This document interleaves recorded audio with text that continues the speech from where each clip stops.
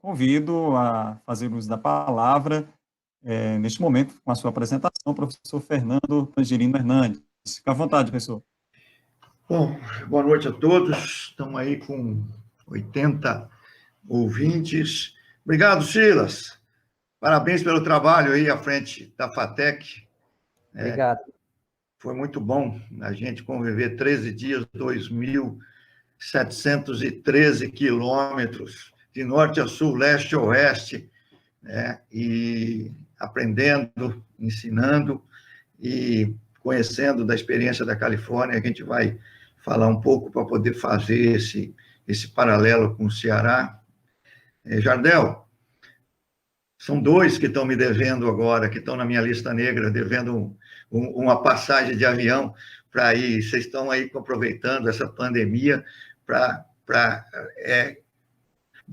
me escutarem sem eu conhecer o trabalho excelente que você tem feito aí. Mas obrigado aí pelo convite, tá?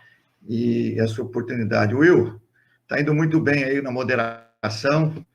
Glauber, nos bastidores. Professora Magda, se nós tivéssemos combinado o que falar, não ia sair tão perfeito como vai sair, tá? Então, a gente dividiu a nossa... Obrigado a todos, né, que possibilitaram a gente conversar um pouco, né, sobre esse tema, né? Então, eu vou aqui passar para a apresentação. Vamos lá. Muito bem. Então, bioclimatologia e convivência com o semiárido, né? E está entrando? Entrou ou ainda não? Ok, professor. Está projetando? Sim, tudo ok. Legal, então vamos em frente. Bom, na nossa apresentação, a gente dividiu também a gente dividiu em duas partes, como o Will falou que seria, né? A gente teria aí um tempo. Nessa parte inicial, eu vou mais lembrando que isso é uma instituição de ensino e trabalhar um pouco com conceitos, com motivação. E para a professora Magda, me lembra, na apresentação dela, alguns anos atrás, talvez uns 8 anos atrás, uma grande amiga, formada também, zootecnista, formada lá em Jabuticabal, ela me ensinou a palavra biodinâmico, né? E eu conheci o que era uma produção orgânica, né? E então, depois eu aprendi o que era, ela me ensinou, me deu uma dica de onde se praticava, fui conhecer. E recentemente, recentemente mesmo, coisa do menos de 2 meses para cá, eu conheci um engenheiro eletrônico que trata os animais dele e como entendendo que são seres sencientes. Também era uma palavra que não constava no meu dicionário. Então, o que a gente vai tentar abordar, e pegando carona nas palavras da professora Magda e no que o Jardel já mostrou, é que as coisas não são excludentes, as coisas são complementares. Inclusive a tecnologia, absolutamente necessário que sejam complementares. Então, os animais, aqui a gente tem os animais, eles precisam de ter uma boa qualidade de nutrição e de água. E, ao mesmo tempo, que precisam do espaço agradável para descanso e ruminação, para que possam permanecer vivos e cumprir a sua função econômica ao longo de um tempo pré-determinado. Então, essas coisas, vai ser legal a gente... e eu sou professor de irrigação, eu trabalho com irrigação, né? Então, e alguns países têm o desafio de não perder áreas irrigadas. Alguns países ainda têm o privilégio de ter como desafio ampliar a área irrigada, como é o caso do Brasil. E veja o caso do Ceará. O Ceará chegou a ter mais de 90 mil hectares irrigados. Hoje tem 73 mil. hectares. Foram 20 mil hectares perdidos para a seca. Perdidos, podemos dizer, para falta de planejamento ou ausência de planejamento, depende do lado da mesa que você queira estar. Mas o fato é que a natureza impõe um rigor diferente ao Ceará. Mas, como bons profissionais, nós devemos adquirir o conhecimento necessário para entender as características locais e, assim, promover o desenvolvimento socioeconômico. E não tenha dúvida, é na agropecuária que a gente vai distribuir mais renda e mais qualidade de vida. Então, aqui no Noroeste Paulista, onde a gente irriga pouco, eu moro em Ilha Solteira, bem aqui no comecinho do estado de São Paulo, na divisa com o Mato Grosso do Sul, tendo o Rio Paraná como divisor, a gente tenta promover a expansão da agricultura irrigada e com o uso racional ou inteligente da água. Para isso, a gente tem um trabalho muito firme de comunicação, de convencimento, não só na agricultura, mas envolvendo os diferentes setores para que a gente tenha proteção ao meio ambiente e a potabilidade, além da oferta da água. Pivô central não é algo que tem em abundância no Ceará, mas a imagem está aí para mostrar o verde, para mostrar o destaque, para mostrar que a produção de alimentos, de forma sustentável, ela passa obrigatoriamente pela oferta de água na zona das raízes. E a produção de alimentos é um negócio, não é uma instituição de caridade. Então, o sertanejo, o produtor de alimentos, não importa o tamanho dele, ele tem, sim, que ter, ao final do dia de trabalho, a satisfação da recompensa. Onde é isso? Alguns de vocês poderiam dizer que eu estou no Nordeste, e eu não estou no Nordeste. Eu estou aqui no meu Noroeste Paulista, no mês de agosto. Eu estou convivendo seca, extrema, com verde. Quem que possibilitou isso? A irrigação. A irrigação permitiu a tecnologia, e não tem nada de modelo importado. É coisa feita pela gente. Hoje nós temos, acabou esse negócio de distrito, de mesmo a transposição. O Brasil tem hoje um celeiro, tem técnicos muito bons para fazer qualquer coisa ligada aos recursos hídricos. É disso que nós vamos falar, mas precisa de capacitação, precisa de bons professores, precisam ter alunos querendo aprender, que se interessem pelos recursos hídricos. E a irrigação, nos últimos 11 anos, segundo o censo agropecuário, ele cresceu 50% em número de propriedades que adotaram a tecnologia da irrigação e também cresceu em 50% em área. Então, a nossa fase inicial, a gente vai dar uma caracterizada no que é essa irrigação, que o Jardel já deu uma pincelada da importância. O que é essa irrigação? O que é o mercado de irrigação no país? É um mercado que teve o seu auge depois de uma crescente, atingindo o seu pináculo em 2013, com 270 mil novos hectares irrigados. Depois veio a crise hídrica que fez com que esse crescimento caísse, e nós estamos aí há 4 anos estagnado num crescimento de 200 mil hectares por ano. E é um setor que cresce aos trancos e barrancos.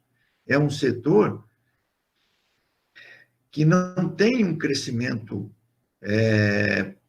crescente, vamos falar assim. Ele tem o crescimento, ele tem altos e baixos, mas, de qualquer maneira, se a gente considerar aí os últimos 10 anos, é um setor que cresceu 6% ao ano, mais do que qualquer outro setor da economia. Mas precisamos crescer mais. Por que nós precisamos crescer mais? Precisamos para distribuir oportunidades, devido aos efeitos multiplicadores da agricultura irrigada, multiplicadores na socioeconomia. Porque a agropecuária é o setor também com a maior agregação de setores para a produção. É o que tem a cadeia mais longa. Para fazer um adubo, eu preciso de uma indústria química. Para poder fazer um pneu, para colocar no trator, eu preciso da borracha. E eu preciso de todos os setores da economia para poder fazer a produção de alimentos.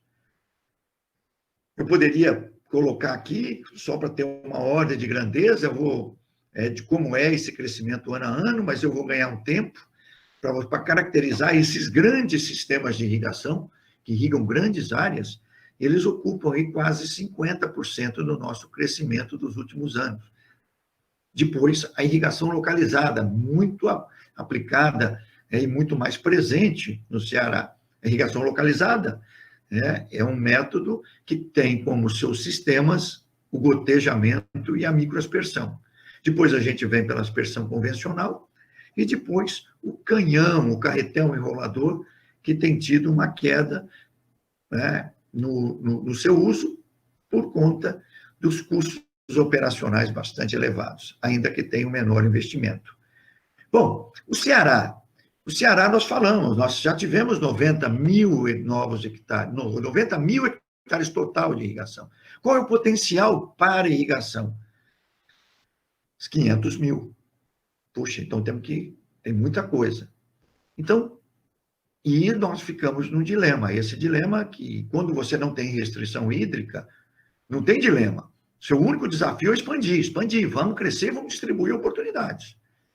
Quando eu tenho restrição hídrica, eu tenho dois desafios, não diminuir, ou seja, manter e crescer. Ou eu mantenho, ou eu deixo a bola cair, e eu perco essa oportunidade de agregar, de distribuir receita, ou eu mantenho.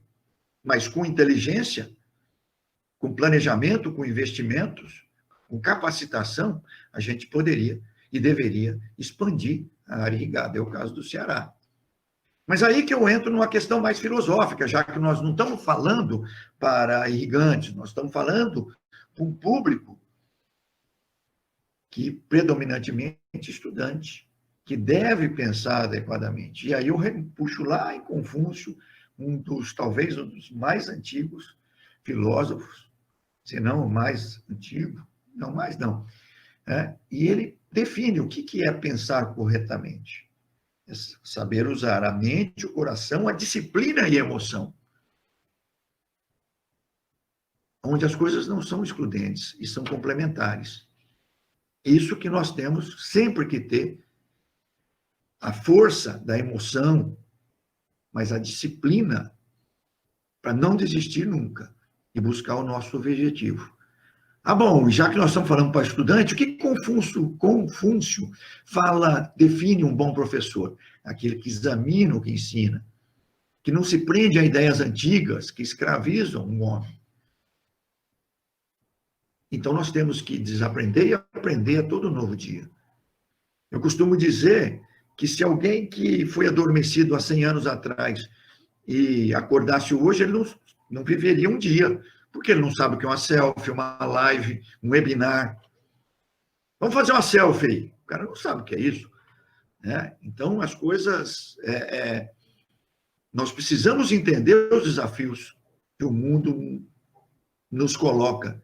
E o que é um bom aluno? Qual é o papel desse aluno? Como é aquele que escuta o que o professor diz, mas adaptando os ensinamentos à sua própria vida, mas nunca seguindo ao pé da letra. E aquele que não busca ser notado, e sim fazer algo notável, que faça a diferença, que agrega.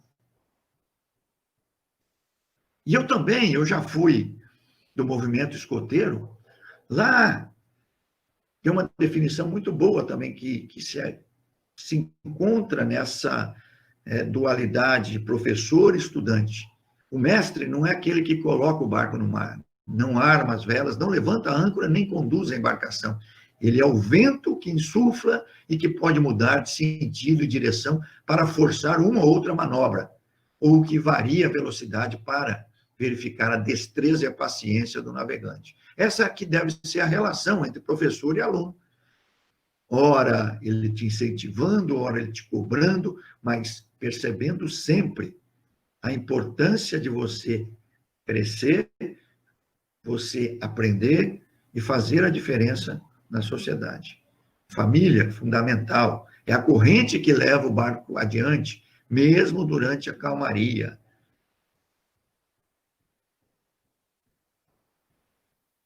Bom, e aí nós chegamos na irrigação, né? Nós chegamos na irrigação, eu preciso de mais 3 minutos para a gente, talvez 4. E usar a água com inteligência é colocar a água no momento certo. Então, a gente precisa saber qual é a demanda. A planta, quando a gente tem sede, a gente vai lá e pega 1 copo, 2 copos de água. A planta não sabe isso. Nós temos que pensar por ela e aplicar a água na quantidade certa. Então, e aí nós caímos no tema desse webinar, bioclimatologia e a convivência com o semiárido. O Jardel tem razão, concordo em gênero e grau, vocês já perceberam. Sem o uso de irrigação, fica difícil. Por isso que eu falo que, e aquela viagem a gente começou com o Silas, falando do Silas, Califórnia tem muito para ensinar para nós. Tem lugar. A cidade de Los Angeles recebe água de 800 quilômetros. Se a Califórnia parar de produzir as suas frutas, o impacto é no mundo todo. E não tem água. E como que eles vão para frente? Como que a atividade de produção de alimentos na Califórnia consegue ser significante? Usando bem a água. Então, para isso, nós precisamos da comunicação. Em qualquer ambiente, seja aqui em São Paulo, seja aí no semiárido, nós precisamos ter uma comunicação, um convencimento, tornar comum técnicas, conceitos que levem ao desenvolvimento socioeconômico e à diminuição das desigualdades. De novo, a gente faz aqui, agora eu estou mostrando um pouco do que a gente faz, a gente é incansável na divulgação dos aspectos ligados ao uso da água, à preservação, ao armazenamento e ao uso da água. Quanto mais pessoas, ou quanto mais a sociedade como um todo entender de água, a sua importância, melhor para toda a sociedade. Sabendo usar, não vai faltar.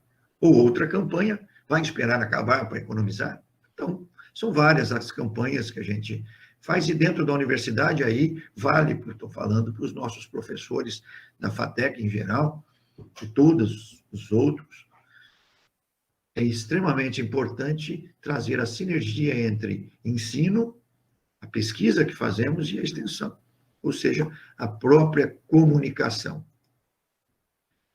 O histórico do que a gente fez ao longo dos anos, desde 1998, a gente tem o canal da irrigação. Perceba que não tem endereço nenhum aqui, não há necessidade, vai no Google, escreveu Irrigação Unesp, as primeiras 10 entradas, 8 ou 9, vão estar nesses canais que a gente criou. Começa com o canal de conteúdo, depois a gente torna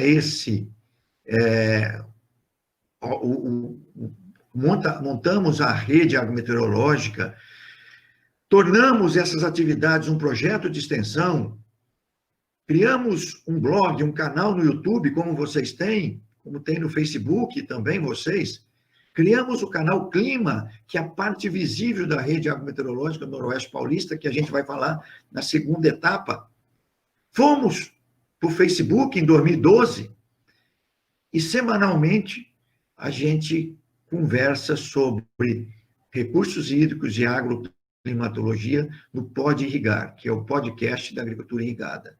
Podcast, em 2012, a gente tinha que explicar o que era um podcast. Hoje todo mundo sabe o que é um podcast. Isso é comunicação. 3 minutos, uma vez por semana, sobre o uso da água. Então, com isso, a gente foi para todas as mídias sociais e colocar a área de hidráulica e irrigação da Unesp e da Solteira dentro. Ou fazer o que a gente colocar em prática o que a gente diz como a necessária democratização do conhecimento da informação e a transparência de ações. Então, resumindo, desde 1998, a gente busca conquistar um público mais amplo através dos 6 canais de comunicação diferentes, colocando informação acadêmica além da academia, tentando chegar no irrigante, capturando a informação que sai na imprensa e tentando, como desafio, elevar o número de acesso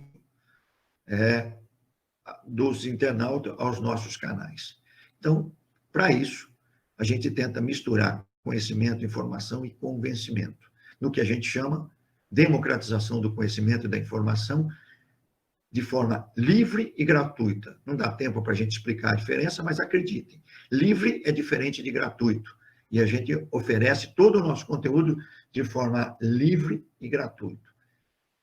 Para isso, a gente usa a internet à exaustão, para atender não só irrigantes, mas empreendedores, moradores, usinas, agricultores e sociedade como um todo. A gente poderia falar um pouco mais dessa oferta de dados climáticos para os diferentes usos mais para frente. Mas, essencialmente, esses dados, por exemplo, agora são 16, estamos com 16 graus aqui. O nosso canal Clima é atualizado a cada 5 minutos, em todas as suas variáveis. E com isso, nós temos aqui a avaliação constante, que anualmente 1.411 páginas visualizadas por dia foram o ano passado. 38% disso é o canal Clima, um canal de dados, e 50% é o canal da irrigação, onde tudo começou. Mas esses outros canais, o blog vem perdendo espaço, ou vem estável, e os outros canais têm crescido, por exemplo, ao interesse pela informação climática. Aqui vai a dica, já que vocês têm os canais de comunicação da FATEC, o que nós queremos? Maior número de visitas, maior número de páginas visitadas, maior tempo médio por visita, maior número de seguidores, e não queremos, proporcionalmente, que novos visitantes cresçam. Nós queremos manter estável a proporção. Porque se essa taxa crescer, a taxa de rejeição vai aumentar. E nós queremos que a taxa de rejeição caia. Para isso, nós utilizamos os alunos para fazer todo esse trabalho. A pandemia de 2020 trouxe prejuízos, vamos dizer, nessas conquistas estatísticas que a gente se predispõe, porque os alunos não estão aqui. Então, fica difícil a gente gerenciar isso, mas eles têm a oportunidade de aprender na prática aquilo que é ensinado na sala de aula, que nós chamamos de aprendizado tácito. E quem financia? O poder público, que financia tudo isso. Portanto, os desafios que a gente tem pela frente, inclusive aqui ou no semiárido, é crescer usando com inteligência a água. Para isso, nós precisamos de tecnologia, conhecimento, capacitação, que a gente vai falar no segundo bloco. Ok? Intervenção, professor.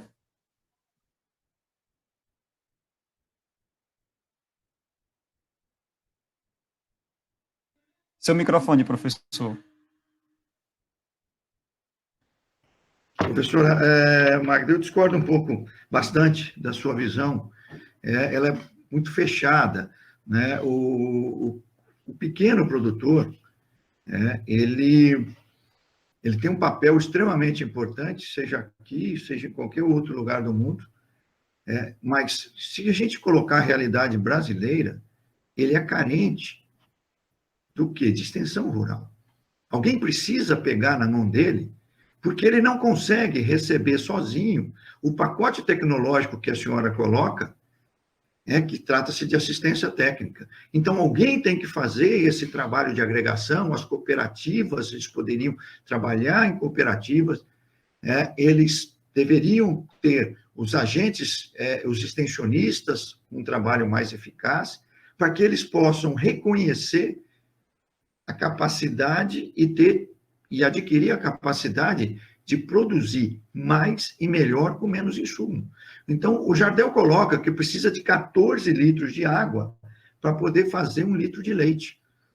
Olha, como que vou fazer 1 litro de leite com 8 litros de água e, com isso, possibilitar que outro quarto de área receba essa água? Não tenha dúvida. Com tecnologia, com conhecimento. E em relação ao Brasil, nos últimos anos, ou nos últimos 16, 17 anos e meio, a prioridade não se pode dizer que a agricultura familiar não recebeu prioridade dos governos. Então, o questionamento foram usados adequadamente para promover a inserção? Porque, veja, a inserção desses pequenos, e esses pequenos, a própria tese da multifuncionalidade da agricultura, é o que se justifica os subsídios em diferentes escalas. Então, produzir, utilizando os recursos tecnológicos, mas vamos pegar a vaquinha, a vaca de leite que usa lá os 14 litros. Vamos pegar o pasto verde para ela comer, para ela se alimentar. A árvore.